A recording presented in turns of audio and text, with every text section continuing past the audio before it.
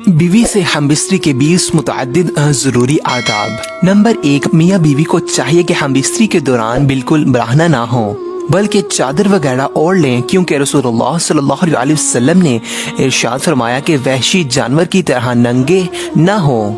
नंगे होकर बीवी से मुबाशरत यानी सोहबत करने से औलाद बेहया पैदा होने का खदशा है।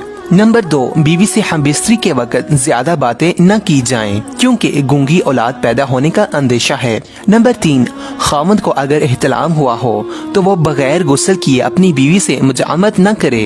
ऐसा करने से दीवाना या बखील औलाद पैदा होने का अंदेशा है। हमबिस्तरी से फरागत के बाद मियाँ और बीवी दोनों को चाहिए कि पेशाब कर लें, नहीं तो किसी लाइलाज मर्ज में मुबतला होने का अंदेशा है।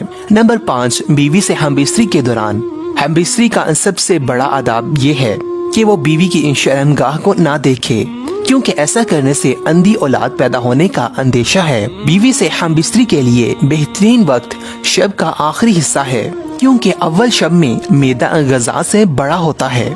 नंबर 7, बीवी से हमबिस्तरी के वक्त इस बात का खास ख्याल रखा जाए कि मुंह किबला की तरफ न हो। नंबर 8, बीवी से मुजामत और कुर्बत के बाद अपने औज़ू को धो लेना चाहिए, इससे बदन तंदुरुस्त रहता है। लेकिन याद रखें कि मुबाशरत के फौरी बाद ठंडे पानी से न धोया जाए, क्योंकि इससे बुखार होने का अंदेशा है। नंबर 9, बीवी से हमबिस्तरी से फरागत के बाद अपने बदन को नजासत से धोकर साफ कर लें और वजू कर लें। बेहतर है कि जमा के बाद जल्द अज जल्द गुस्ल कर लिया जाए, लेकिन अगर कोई मजबूरी हो या आखिरी शब में दोबारा हमबिस्तरी का इरादा हो तो कम से कम फौरन वजू कर लेना चाहिए। नंबर 10, बीवी से हमबिस्तरी किसी ऐसी जगह पर की जाए जहाँ पर किसी गैर की नजर न पड़े, क्योंकि रसूलुल्लाह सल्लल्लाहु अलैहि वसल्लम ने इरशाद फरमाया, जो शख्स पर्दे में छुप कर बीवी से जिमा नहीं करता उसके पास फरिश्ते अलहदा हो जाते हैं और शर्मसाज होते हैं, अलबत्ता शैतान करीब हो जाता है।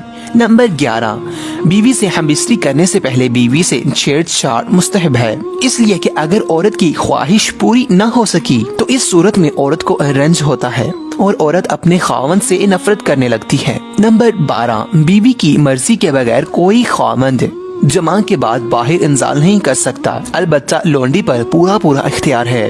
नंबर 13, हैज़ो नफास से फरागत के बाद बीवी से मुबाशरत जायज है, अलबत्ता हैज़ो नफास के अयाम में औरत से सोहबत करना हराम है, और अगर कोई कर बैठे तो खूब तौबा करना वाजिब है। नंबर 14, किसी खावंद को 4 माह से ज्यादा बीवी से अलहदा रहने का इख्तियार नहीं, क्योंकि ऐसा करने से औरत के लिए इससे ज्यादा मुद्दत शौहर के बगैर इसकी बर्दाश्त से बाहर है। नंबर 15, अगर किसी शख्स की खूबसूरत गैर औरत पर नजर पड़ जाए और वो इसको अच्छी मालूम हो तो इसे चाहिए कि घर आकर अपनी अहलिया से जमा करे, ताकि जोश शहवत खत्म हो जाए और गैर औरत की ख्वाहिश ना रहे। अगर कोई मर्द शादी शुदा नहीं है या इसके पास बीवी नहीं है तो शहवत गालिब आ जाए तो अल्लाह से पनाह मांगे कि या अल्लाह मुझे इस गुनाह से बचा और मुझे इस शैतान से जो कि औरत की शक्ल में मेरे सामने आता है। नंबर 16, किसी मर्द और औरत के लिए जायज नहीं कि जो बातें राज की मर्द और औरत के दरमियान हुई हों उसका इजहार गैरों पर करें, क्योंकि रसूलुल्लाह सल्लल्लाहु अलैहि वसल्लम ने फरमाया कि ऐसी बातें करने वाला या करने वाली की मिसाल ऐसी है जैसे एक शैतान दूसरे शैतान से रास्ते में मिलता है और अपनी हाजत पूरी करके चला जाता है, हालांकि आदमी इसकी तरफ देख रहे होते हैं।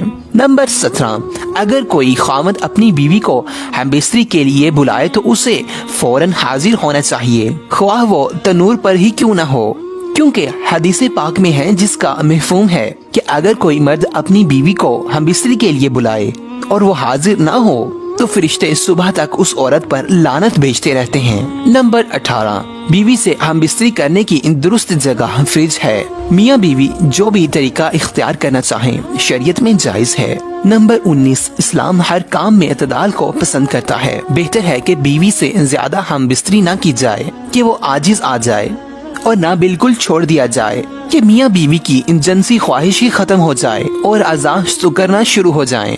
नंबर 20, बीवी से हमबिस्तरी यानी जमा करने का एक अहम आदाब ये भी है कि जब तक दोनों को फरागत और इत्मीनान न हो जाए अलग न हो عورت کے فارغ ہونے سے پہلے الگ ہو جانا صحت کے اعتبار سے بھی مؤثر ہے۔ ویورز، ویڈیو پسند آئے تو ویڈیو کو لائک ضرور کیجیے گا اور ایسی ہی